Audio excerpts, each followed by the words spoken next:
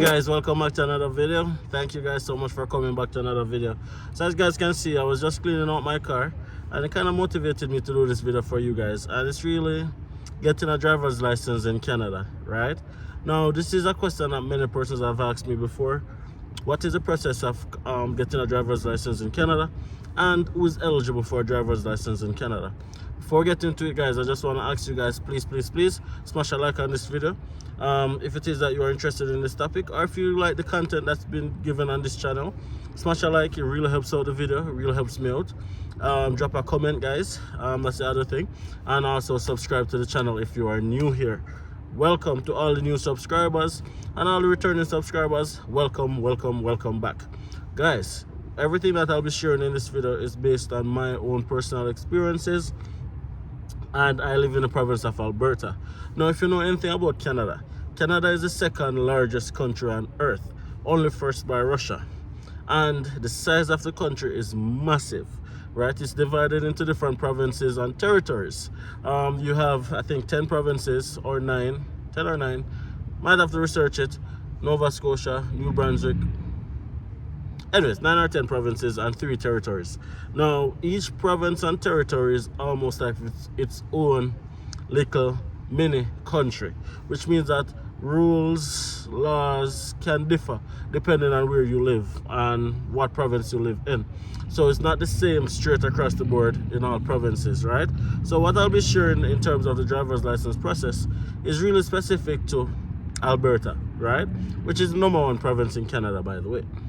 Okay, before I share the process, guys, I want to say that it is possible for a visitor to get a driver's license in Alberta. So if you're here on a visitor's visa, it is 100% possible for you to do and to get your Alberta driver's license while you are here in Canada. This is something that many people don't know that is possible, but I fact checked this, I verified this, and I know persons who have been able to do it, right? So I think one of the stipulations is you must have had your driver's license already from your home country. But if you're here in Alberta and you want to know more about converting your license to an Albertan license, contact the license center, and I'm sure they'll advise you. But that is something that is 100% possible. Now let's talk about someone who migrated to Canada and you want to know what is the process of obtaining a driver's license in Canada.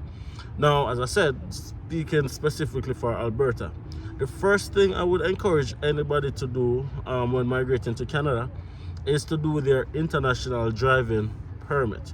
Now, it might be called differently depending on the country you're coming from: international driving license, international driving permit, depending on where you're coming from. But essentially, this is a document or a permit that allows you to drive in international countries up to a year or until a driver's license expires, whichever one comes first.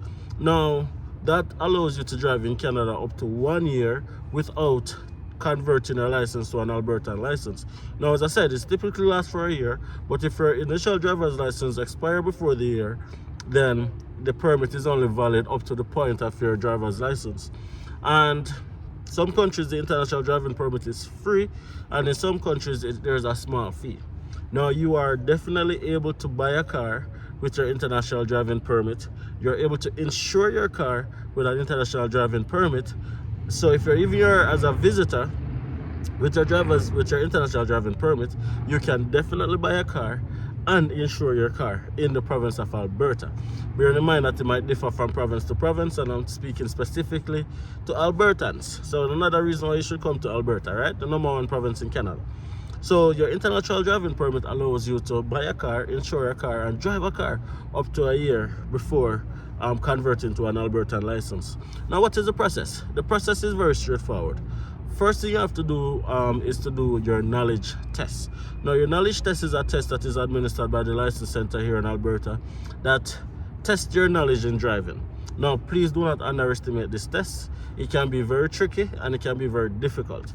Now, for persons who are like me, who's from Jamaica, who drives on the left predominantly, in Canada you drive on the right.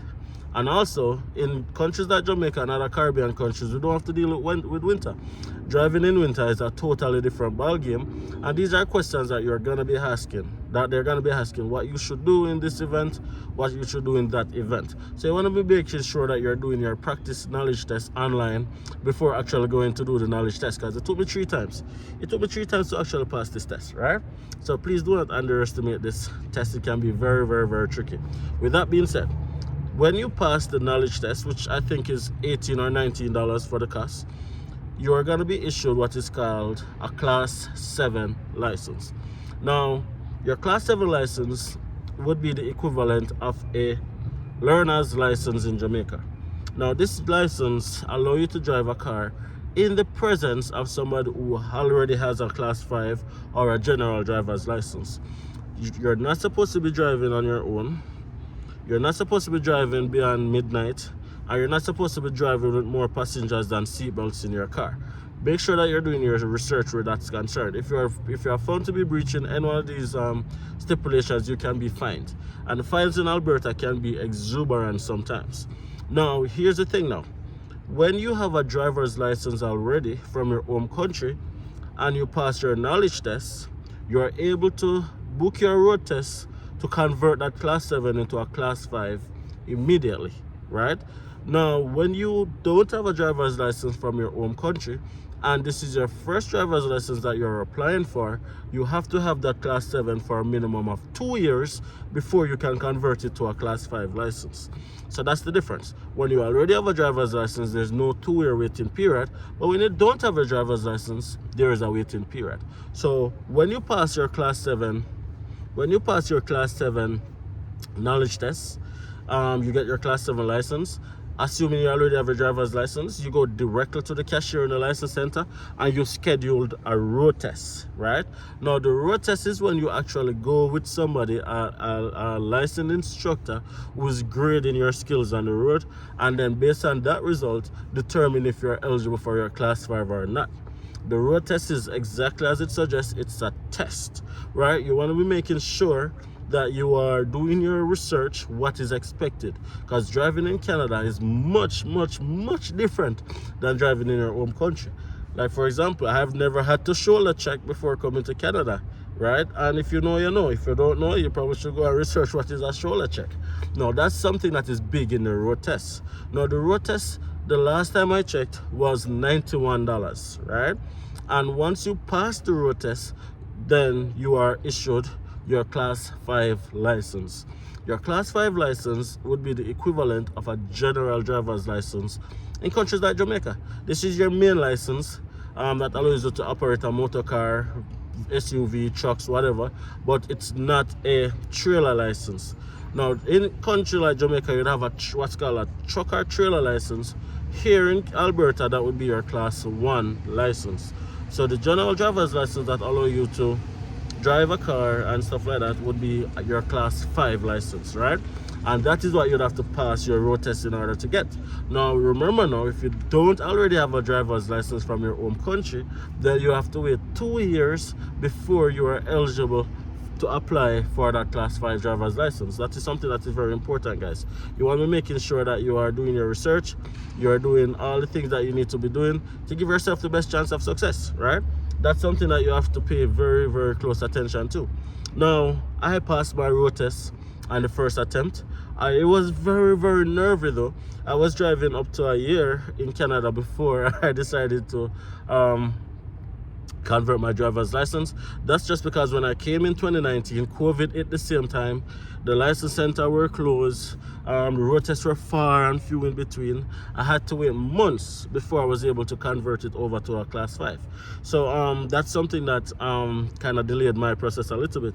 And furthermore, it took me 3 times to pass the knowledge test because I underestimated the test significantly. I was saying, man, I'm driving for years. I've been driving here for a year already. What can they give me that I don't know? Guys, 20 tests. You have to get at least 17 right, and as soon as they get 3 wrong, you're kicked out, and then you have to schedule it for another day. You can't book it for the same day. So depending on the availability, it might take you a while. Now the good thing is that all the resources are there for you guys to, to just go and do your research and make sure that you are studying to pass the test. Because my wife, she passed it on the first attempt, and she never used to drive. So it's all down to preparation, right? 5 P's. Proper preparation prevent poor performance. That's what it is.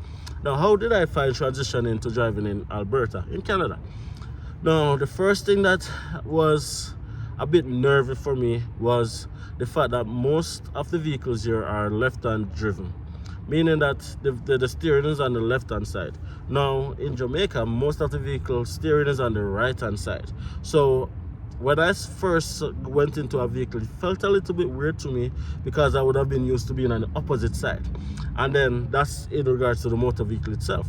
But outside of that, guys, you are driving as what I would consider at that point in time, the opposite side of the road. Now, in Alberta, in Canada in general, you have to drive on the right side of the road. Driving on the right side of the road, guys, it felt super weird. And there are many occasions when I drifted to the left, when I went on the left side, and then a vehicle reminded me that, hey, go over on the other side of the road. And then that went on for probably a week, or probably a little bit less than a week. But what I find is that the more you do something, your brain automatically start receiving the information until it starts to become natural. So what I would say is you can't pre-plan for that. You just have to do it, right? You can't be too nervous. You can't be too over anxious. You just have to do it. The more you do it, the more natural it will become. Because I am now in a position where I don't even think I remember how to drive on the left. When I go to visit Jamaica, I might be drifting to the right because my brain has been conditioned for me to drive on the right now. And so driving on the left, going on the other side of the car now might be, a transition. But that will come eventually when I reach to that bridge. Now, the other thing that I had to contend with, guys, is the way drivers' mindset are set up. Now, in Jamaica, we are used to an aggressive kind of driving. Like, we are very aggressive in terms of we speed a lot, we drive down on people on their bumpers, we like use our horn a lot, we're like impatient on the road a lot, there's a lot of road rage, so many things. But in Alberta here, for the vast majority, it's very calm, right? You do have the odd occasion where you have to experience road rage. You do have the odd occasion where somebody speeds. Like in everything, you have exception, but I'm talking about the vast majority. Now, the vast majority is the drivers here are very obedient to the road code. There's no such thing as the blind culture. It's who has the right of way. Now, you can't go to a pedestrian crossing or a crosswalk, as it's called here, and it's optional for you to go or for somebody to cross. It is mandatory for the driver to stop because pedestrians always have the right of way in Alberta. And if you take away the right of way from a pedestrian, you can be fined up to $500. So pedestrians always have the right of way. Now, you can't use horn in school zones and stuff like that, but even outside of that, I don't really hear people using their horn. It's not aggressive. People don't really drive down on people, and people don't really speed. Most persons do the speed limit. Everything is calm. You go to the stoplight. Everything is just organized and disciplined.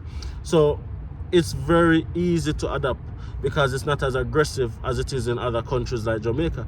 So with that being said, if it is that you are driving already, you shouldn't have a problem transitioning.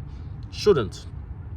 However, mentally, we have to tell ourselves that we're in a different culture, and what we're used to in terms of in our home country, that aggressive form of driving has to change. Because I came at first and I was doing the same thing that I used to do in Jamaica, and then I got three very surprising mail in the mailbox. And you know what those were? 3 tickets, back to back to back, totaling almost $700. So I had to learn that, hey, I can't be doing that, otherwise I'm gonna have to pay for that, right? It pays to learn.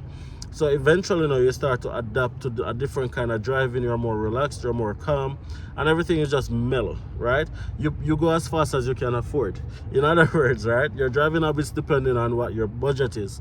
But for the vast majority of the population, it's very chill, it's very easy going. Now let's talk about winter driving. Now my first experience in driving in winter was very, very, very nerve-wracking. I've never seen snow before. This was my first time in Canada, first time experiencing winter, and I was driving a buggy, which is a VW Beetle, right? Very small car in one of the most treacherous places on earth when it comes on to snow and winter. So needed not to say that I was stuck on snow a lot, right? However, what I learned is that once you have proper tires, meaning your snow tires are even good condition all-season tires, you are able to navigate snow a lot better. I also learned that there's specific techniques that can be implemented to give yourself more, I'd say, less headache in winter when you're driving. Like, you have to start slowing down and stuff way before you usually start slowing down, because you have to consider that the road is covered in ice most of the time. So there's ice covered on the road most of the time, so you have to make sure that you are not driving down on anyone. You're giving yourself ample time to stop because you might slide, and also moving off, you can't be pressing on your gas because you're gonna just be spinning. You're gonna have to let the car roll off and then you move off with it, kind of thing. You'll get these little techniques. But the point I'm trying to make is everything will come to you eventually. Don't overthink it, don't overcomplicate it, and everything will be all right. Okay, guys, if you found this video to be helpful in any way, shape, or form, guys, don't hesitate to hit that like button.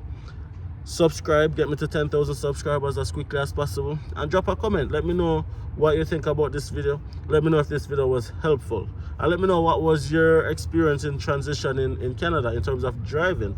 I'm really, really, really excited to see some of your comments, so don't hesitate to share it with me as well. Okay, guys, check out all the links in the video description. Most importantly, check out my Calendly. That is a way that you guys can connect with me one-on-one, and I'll be happy to share my journey with you guys. Okay, I'm not an immigration consultant. I cannot help you get to Canada. I can only share my own experience and experiences of friends, family members, and just tons and tons of research that I have done as it relates to the migration process to Canada. All right, guys, again, thank you for watching this video, and see you guys in the next video.